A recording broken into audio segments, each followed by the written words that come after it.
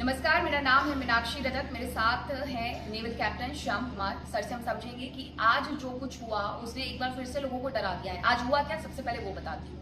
Ahmedabad plane crash के बाद जहाँ लोग डरे हुए थे, सर बहुत सारे लोग कह रहे थे कि हम हवाई सफर नहीं करेंगे। एक और ऐसा ही विमान हादसा हो गया है उत्तराखंड में, 7 लोगों की जान भी चली गई है। लेकिन हेलीकॉप्टर जो क्रैश होते हैं उसकी जांच कौन करता है, और हेलीकॉप्टर के बारे में लोगों को बहुत ज्यादा जानकारी नहीं है कि अगर गियर उठा दिया है या फिर जब वो रनवे पे है तो फेल हो गया है, हेलीपैड से उड़ते ही फेल हो गया है सिस्टम, ये सब कैसे पता चलता है? धन्यवाद मीनाक्षी। देखिए, पहले तो मैं आपको बता दूं कि हेलीकॉप्टर ऑपरेशन एक कॉम्प्लेक्स ऑपरेशन है। मैं एयर सेफ्टी और हेलीकॉप्टर से जुड़ा रहा हूं काफी दिनों तक, और ये सिविल हेलीकॉप्टर था और डीजीसीए के रूल और कानून के अंतर्गत सारे हेलीकॉप्टर्स भी गवर्न होते हैं। सारे पायलट्स को लाइसेंस डीजीसीए ही देता है।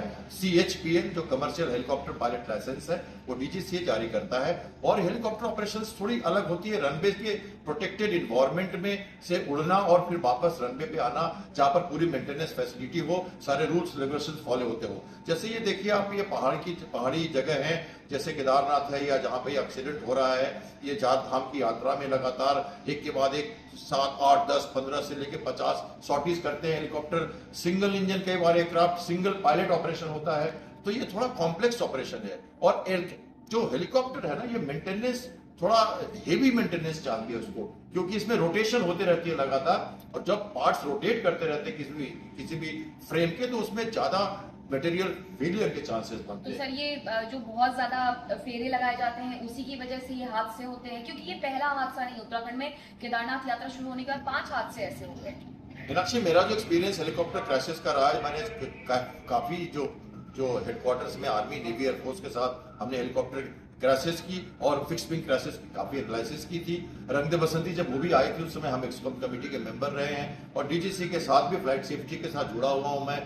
क्लोज्ड फ्लाइट इनटू टेरेन, जब बैड वेदर्स होती है खासकर हिली एरियाज में, जब मौसम सडनली खराब हो जाता है, क्योंकि एयरपोर्ट टू एयरपोर्ट जब जाते हैं तो हमें कई सारी ब्रीफिंग दी जाती है। पर आप डिस्टेंस एरिया या एडवांस एरिया ऑपरेशन करते हो, एडवांस ग्राउंड से ऑपरेशन करते हो, एडवांस ग्राउंड एक तरह से, या प्रोटेक्शन, ये छोटा हेलीपैड है और थोड़ी बहुत फैसिलिटीज है, वहां से आपको टेक ऑफ करना है, वापस आना है। तो ऐसे में कभी कभी पायलट अगर वेदर इनकाउंटर करता है जो अनप्रेडिक्टेबल है, तो वो रास्ता भटक सकता है और कोशिश करता है कि वो सेफ चले, पर पहाड़ है, उनकी हाइट्स है और डिसीजन मेकिंग में प्रॉब्लम्स आती हैं। तो आपको याद होगा जनरल हमारे जो रावत थे, जो इनका एक्सीडेंट हुआ था, उसमें मैंने कहा था 2 दिन के अंदर कि ये लाइकली है कि disorientation and close flight into terrain, जो 2 साल के बाद इंक्वायरी रिपोर्ट आई। इसे थोड़ा सा आसान बनाते हैं, क्योंकि ये आर्मी वाली जो लैंग्वेज है वो सब नहीं समझ पाते। मैं ये समझना चाहती हूँ और आप जरा ये समझाइएगा कि जब इस तरीके के हादसे होते तो लोगों के मन में ये सवाल उठता है कि उन्हें किस वक्त पर जो हेलीकॉप्टर की सेवा है उसे अवॉइड करना है, जो प्लेन की सेवाएं हैं उसे अवॉइड करना है।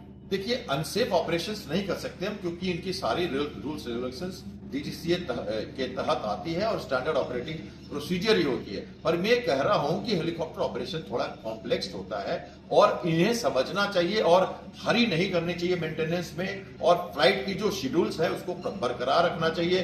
कंपनीज के ऊपर पूरी लगाम रखनी चाहिए डीजीसीए को, और ये कर भी रहे हैं उन्होंने। अभी देखिए, उन्होंने सारी फ्लाइट्स बंद कर दी हैं, और एक सुरक्षा जो उसकी तरीका है इसका जांच भी डीजीसीए करेगा, और जो एक्सीडेंट इन्वेस्टिगेशन टीम है रिमेडियल मेजर्स भी ले जाएंगे।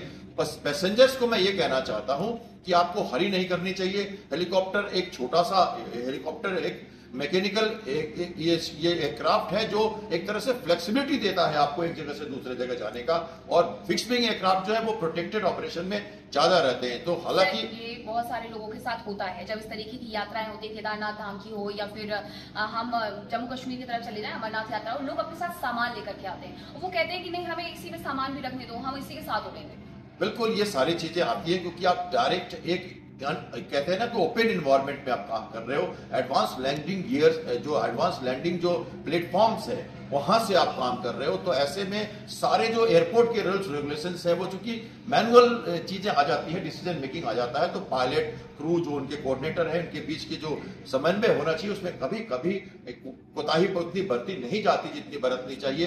रोटर की इंगेजमेंट हुई, आप कोई फिक्स विंग जैसे कोई फॉरेन ऑब्जेक्ट डैमेज है, जैसे कोई पत्ता या कोई पेबल या कोई कंकड़ आके लग जाए, या आपने कोई लूज कपड़े पहने हो जाके होटल में सक हो जाए, इस तरह की बातें होती हैं जिसको बहुत सेफ्टी जो रेगुलेशन है उसको पूरी तरह हमारे पैसेंजर्स को फॉलो करना चाहिए। और हेलीकॉप्टर कंपनीज को भी मेंटेनेंस की शेड्यूल्स पर पूरा ध्यान देना चाहिए और कोई भी शॉर्टकट्स नहीं लेने चाहिए, क्योंकि जरूरत जरूर है कि ये फ्लेक्सिबल मशीन है, ये ज्यादा यूजफुल है पैसेंजर्स के लिए, आपको एक जगह से दूसरी जगह तुरंत ले जाता है, पर एयरक्राफ्ट की जो सेफ्टी है उसमें कोई कॉम्प्रोमाइजेस नहीं होंगी, क्योंकि एक फ्लाइंग मशीन है और जितनी रेगुलेशन हमारी फिक्स विंग के लिए चाहिए वो इसमें भी जरूर चाहिए। तो इस हिसाब से हम चाहते हैं कि कंपनी और पैसेंजर दोनों अपना अपना जो रोल है वो निभाएं। सर, लोग बहुत ज्यादा डर रहे हैं, उनके मन में डर है कि कहीं हमारे साथ ऐसा कोई हादसा ना हो जाए, तो क्या उन्हें डरने की जरूरत है? आप उनसे क्या कहेंगे? नहीं, मैं ऐसा नहीं कहूंगा। कि जो मैंने स्टैटिस्टिक्स देखे हैं मिलिट्री हेलीकॉप्टर्स के और सिविल हेलीकॉप्टर्स के, उस हिसाब से हमारी जो एक्सीडेंट डाटा है हमारा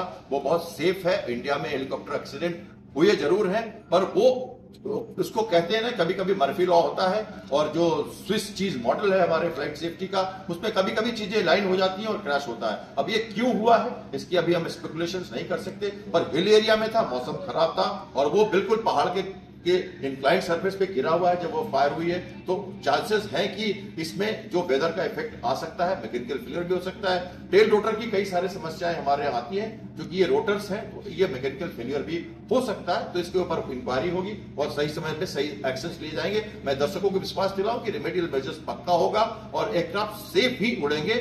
हम कोई कोताही बरतते नहीं है। डीजीसीए एक अच्छी संस्था है जो International Civil Aviation Organization under United Nation काम करती है और इंटरनेशनल रूल्स के हिसाब से हम सारा काम करते हैं। बहुत धन्यवाद सर बातचीत करने के लिए। तो अब आप समझ गए हैं कि अगर आपको डर लग रहा है इसके बाद विमान में बैठने से, तो डरने की जरूरत नहीं है। उत्तराखंड में जो हुआ बेहद दुखद था, 7 लोगों की जान चली गई है और डीजीसीए के द्वारा भी जांच के आदेश इसमें दे दिए गए हैं। मुख्यमंत्री पुष्कर सिंह धामी ने भी जांच के आदेश दिए हैं। वहां पर पूरी तरीके से जो सख्ती है वो बढ़ती जा रही है। हालांकि अब कुछ दिनों के लिए जरूर केदारनाथ धाम में जो यात्रा होती है उसमें हेलीकॉप्टर का इस्तेमाल नहीं होगा, लेकिन आपको डरने की जरूरत बिल्कुल भी नहीं है।